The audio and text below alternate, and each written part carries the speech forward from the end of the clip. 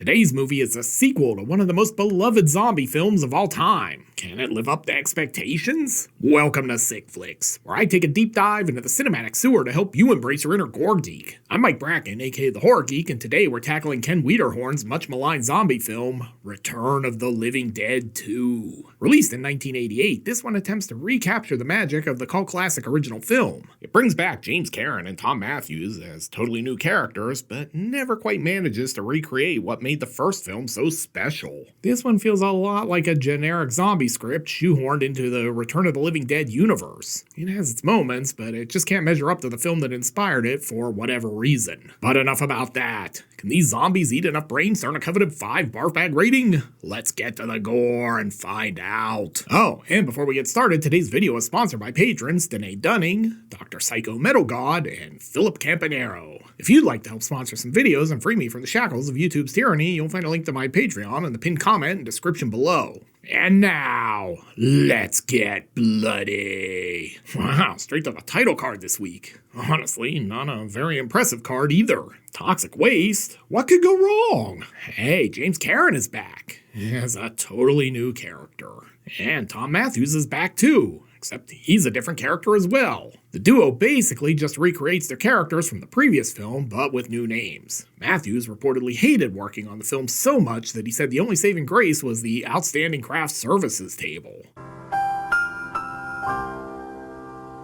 If you watch Twin Peaks, then you need no introduction to Dana Ashbrook. He was Bobby Briggs. So, funny note here. When I first started this script, it was with the old DVD copy. I figured it would be better to get the Blu-ray, so I snagged that. The DVD has a voiceover segment about trioxin here that is totally absent from the Blu-ray disc. Apparently there were rights issues with the music on the DVD, but the Blu-ray restores the original theatrical track.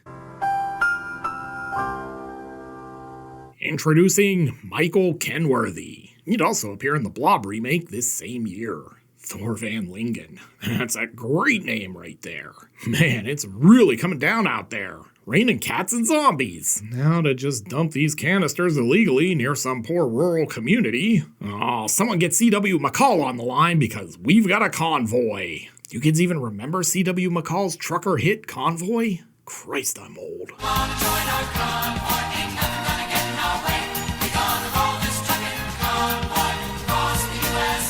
This is a boring drive so far, but the devil's cabbage will make everything better.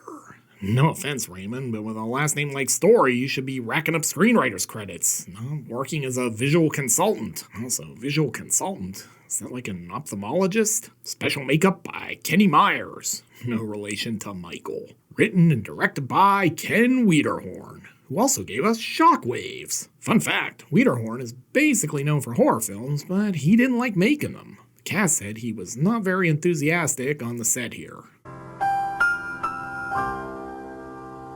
Oh, great. There goes the trioxin. Welcome to Trioxin Glen, home starting in the 600K range. Also, house's establishing shot. So hey, here, we're not building this one on an Indian burial ground. This one's on a toxic waste dump. Oh no, this kid doesn't bag and board his comics. I'm calling the cops. What is going on? Is this kid paying off his gambling debts with comics?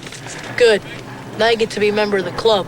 Oh, he's in the club. Time to go see the clubhouse, I guess. Mausoleum establishing shot. The way house prices are going, I couldn't even afford this place. I really gotta get back. My sister We got a meeting. Oh, like AA? Good on you, kid. The new kid's making a break for it. Run, Forrest! Jesus, did he just basically flee straight into Pennywise's lair? The hobo inside is like, find your own drainage tunnel, kid. This one's occupied. Unless you got some hooch to share. He hides, but they find him anyway. Now you owe me an Incredible Hulk 181 for making me chase you down. Big life regret, not buying a 9.4 graded Incredible Hulk 181 for $250 back in like 1992. Oh, but look what they found! The hobo's stash of hooch!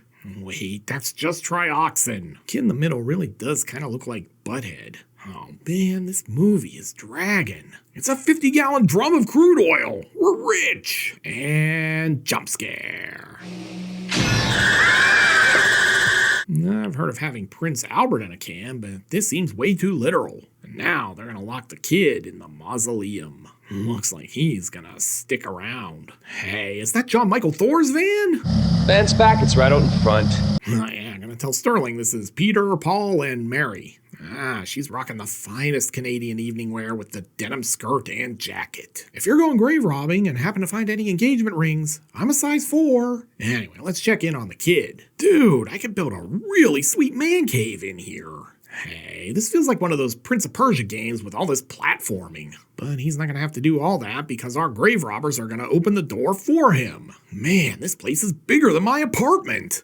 And then the kid pops up. Just going to tell Sterling this is Home Alone. Help, I've fallen and I can't get up. Over at Movie C, it's time for aerobics. Anyway, if you guess these two dopes were going to release the zombie, give yourself a screenwriter's credit. Someone better call TLC because we've got a red light special. Oh man, this zombie just crop dusted us. Oh, it's Claudio Fragasso's drain pipe. That or they chose a new pope. Gas heading to the cemetery? I'm sure this is fine. Just full-on Fragasso homage at this point. Anyway, this angel looks pretty stoned. Hell yeah. No, I mean because it's a statue. Man, this mausoleum isn't sealed very well. Bet it's a nightmare to heat in the winter. Oh, look at this sweet old lady. Not bad. Nice bit of rump in her time, huh? Alright, don't make it grosser than it already is. Hey, heads up. She really stuck her neck out for him. Hey, I think I got something for your special lady. Back at the house, the kid's still reading comics. Masterman number 53? This is gonna pay my way through college. Great, just what we needed. Another plot line and more characters. Walter and Jesse inspect the methylamine. Gonna get some great blue crystal out of this. And more characters. But still no zombies. Hi. I'm with Cable TV. I have an installation order here. Cable guy? Is this one of those P-Hub videos I've heard about? TV's in here. This kid spends a lot of this film running. And Bully Kid is looking good. Hey, is that a George the Animal Steel action figure on his nightstand? Young Heisenberg prepares to cook. Uh-oh. Looks like Prince Albert escaped and took the methylamine with him. And I guess he didn't go too far. Tarman! Great, now you got chunks of them in the water supply. But it's gonna get worse. Moon establishing shot. I gotta tell Sterling this is the thriller video. At any rate, this guy's pretty stiff. Hell yeah. No, not like that, you pervs. I mean, because he's a corpse. So I guess this really wasn't their final resting place after all. Oh, hey, I forgot. I can't believe it's not Tawny Katane was still out here. I would also accept I can't believe it's not Tiffany here as well. Hey, baby, come here often? Because you are drop-dead gorgeous. But before she can answer, she gives this rotter a heaping helping of Pimp Fist. I think you broke my nose. Back in the mausoleum, looks like someone is gonna rise from their grave. I like that we're finally getting to the zombies. I really gotta get a Helix coffin topper for this thing. My back is killing me. The good news is they get out. The bad news is this is what's waiting for them. Oh, this is like when the demon fought Vampiro in that terrible graveyard match. Actually, this would have been better than that match. God bless Vince Russo, bro. And they run right past each other. Discount Tiffany is like, I definitely do not think we're alone now. House establishing shot. And inside, Jesse, how many times have I told you? Stop digging up the dead. And she locks him in his room, which will be great if there's a fire. Nice work, sis. Anyway, Tiffany and the grave robbers are fleeing. Hey! One move and you're dead meat! No, these three look nothing like James A. Janice. Come on. Man, this Taco Bell smells so bad coming out, I'm gonna need 2 matches. Oh, it's just a clever ruse to escape. Well played, kid. Ha! Got her phone. I'm gonna call all the 976 numbers I can find. Well, yes, I am interested in meeting hot singles in my area. Well, don't just stand there, do something! Look, lady, I'm only paid to fix the cable. So, what are you wearing? Anyway, Tiffany and pals are stealing the cable truck. Hey, wait! All my pirated free channel boxes are in there! It's okay. They're not going far. Oh no! They cut off the phone lines! Hello? Hello, Glover here. Hello. But at least everyone here is a good Samaritan and gonna check on the lady who got hit by the van. I expected worse, honestly. Sweet brains. The end result of all of this is our main characters all wind up in the house together. Huzzah. Except this could be bad, since our grave robbers inhaled the gas earlier. Joey? You're gonna tell Sterling this is 8 heads in a duffel bag. Do kids even remember that movie? Christ, I'm still old. I feel like everything has gone to my head.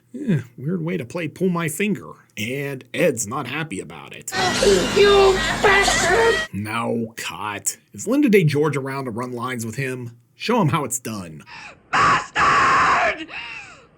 Bastard! Looks like someone is feeling light-headed. Oh no, she's about to get screwed. Hell yeah. No, I mean this guy's gonna ram a screwdriver into her head. Shit is gonna get weirder though. Get that damn screwdriver out of my head! How is she talking? She has no lungs. Now the kid's getting it. They take off, but the cable guy stays behind. Please don't eat me. I'm just here to upgrade your premium channels package. Looks like someone had a really rough day at the office. And jump scare. Oh, shit. But look, the zombies love TV. See, we can all bond over things we love if we just try hard enough. Honestly, this is probably like a fast food commercial for him. Outside, Jesse is coming in hot with the sick burns. Okay, they seem to like range, so maybe they'll leave you alone. Oh yeah, they're gonna have to take her for skin grafts after that one. Anyway, over in another house, Tiffany is not taking news well that Ed also loves Debbie Gibson. They're on the move again, but look who's tagging along. It's okay though. The cable guy wants to teach him how to play poker. Yeah, he makes a great wall decoration. Really ties the room together. Alright, let's check in on the bully. Looks like he's about to go full zombie. Hey, close the door. We're not trying to air condition the outside. The older I get, the more I sound like my dad. Oh, sweet. The zombies got takeout. And I told you Billy was a zombie. Mom, you look good enough to eat. Back with the other survivors, it looks like things have gotten worse. They escaped the zombies, but judging by these tail fins, they're in a garage with Christine. I mean, what are the odds? Also, don't tell me it's a Cadillac. I know, and I do not care. Hey, what are you doing in my garage? Look at how spacious this car was. The zombies are breaking in, and shocker, the cable guy can't get the car started. Stop, you're gonna flood it. They finally do escape, but they've got a stowaway. Guessing for a zombie, this is basically like canned tuna. Oh, great. Now they're getting attacked by Thing from the Addams family. Eventually, it gets tossed. Clearly not a fan of that. Back in the car, the insults are flying. It's not your fault, you cheese dip! Did she just call him cheese dip? Like queso? There were a lot of cheese puns here that could have been better. And Tom Matthews is going to come dangerously close to breaking the fourth wall. It's like we've been here before.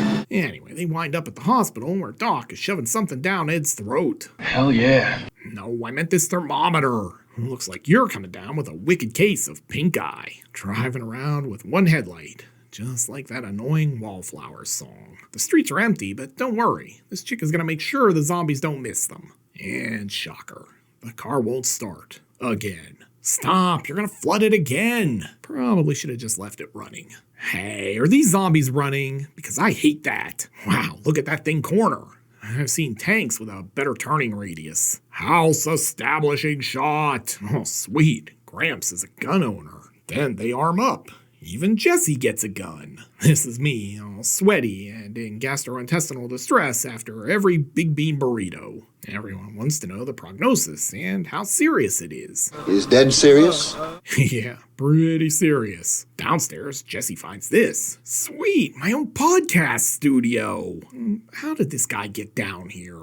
But the kid is packing. The zombie is still coming though. Hell yeah. No, I mean advancing on the kid. But then he gets blasted. You could say he's half the man he used to be. Will anyone actually shoot a zombie in the head in this movie? Morons. But they do get him with Claudio Fragasso's fog machine. Oh yeah, this guy's gonna need a whole new skincare regimen now. Back in the OR, Doc gets a taste of Ed's pimp bedpan. First pimp bedpan in show history right there. Anyway, Tiffany's stolen the car and taken Ed and Joey on a zombie road trip. I'm sure that's totally safe. Hey, that's A.D. Skinner, aka Mitch Pileggi in the middle. We last saw him when I covered Shocker. And it looks like Ed's gone full zombie.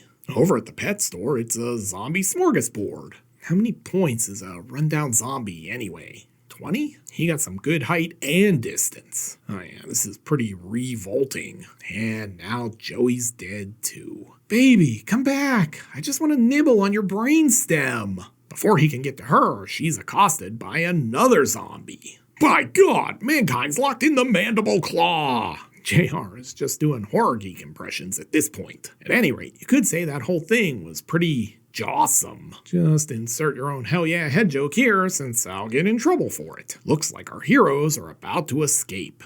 Except someone was feeling really wired. And here's the military. Alright everyone, start blasting.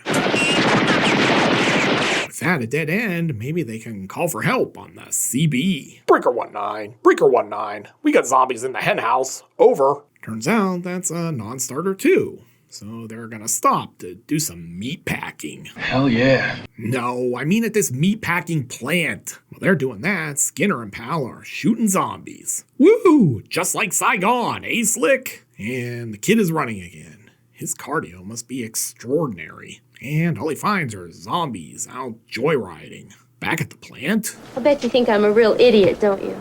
Well, now that you mention it, yeah. Turns out the big plan is to feed the zombies animal brains. Sure, why not? Anthrax on the soundtrack here too. So, if you're wondering what the point of this was, it appears it was to lead them to the power plant. I bet you're shocked to learn they even had a plan. Because I know I was. Alright, I'm gonna throw this switch and shut down the grid to Nakatomi Plaza. Hope the mayor doesn't fire me. Oh, looks like they've got movie sign. Okay. Let us in, we're just here for Black Friday deals. Yeah, just gonna fix this up so everyone gets free showtime from now on. Oh, look at that. Electrified puddles. Not gonna lie, I really thought this kid was gonna be a bigger part of this movie. Oh well, maybe there's still time. Everyone get the 65-inch TVs for $200! And great. Now they're trapped in the truck. Good news is they'll die of dehydration before the zombies get in, I guess. Even worse news is that they left the walkie-talkie out there. So they have no way to tell Doc to throw the switch. He's passing the time with some booze at least. Hey, that's not J and B. Back in the truck, Jesse's trying to get to the cab. Oh man, I can't even reach the clutch. Kid's gonna grow up and be a trucker. He loves the CB, driving a big rig, and so much for the bully. Okay, so this kid might need to work on steering. And Bully Kid is still alive. I'm gonna need at least an Amazing Spider-Man number 300 to make up for you ratting us out. Hey, screw you, buddy. Anyway, he hits the switch, and we get fried zombies. Sure, it's the climax, and you guys aren't doing anything. Might as well hook up. But wait, this kid's back again. Doc's like, I'm here with your bottle service. And Jesse kicks the kid right into the pylon.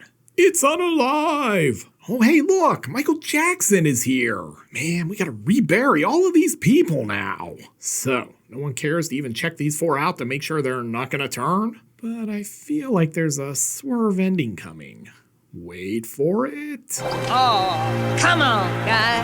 Back off of that thing. But we're on it. And cue credits. So, what have we learned from Return of the Living Dead 2? Well, for starters, when you launch a franchise with a bona fide classic film, it's really hard to follow it up. This one is nowhere near the same level of awesome as Return of the Living Dead. Send more paramedics. In fact, it often feels like a sort of generic zombie film script that they just tweaked with minor details to make it fit into this universe. I liked this one a lot more when I was younger, which is not to say I dislike it now, but it's nowhere near the same level of the first and third films in this franchise. But it is better than Necropolis and Rave to the Grave, which came way later. We'll see if the announced reboot sequel deal or Linnea Quigley's Trash's Revenge project can get this series back on track. But enough about that. Can these zombies eat enough brains to earn a coveted 5 barf bag rating? Let's go to the gore card. In terms of gross anatomy, Return of the Living Dead 2 is pretty middle of the road. There's not a ton of blood here, but we're treated to copious brain munching, a decapitation, some cool zombie makeup, one severed hand, and some other odds and ends. Again, it's not super bloody, but there are enough good effects gags here to give this one a respectable 3 barf bag rating. This one's a modestly sick flick stuck in the shadow of its much better predecessor. Looking for another movie where the living dead rise from their graves? Then be sure to check out my review of Land of the Dead. You'll find a link here on the screen. I'll meet you over there. Until next time, I'm Mike Bracken, aka the Horror Geek, bringing you all the splatter that matters.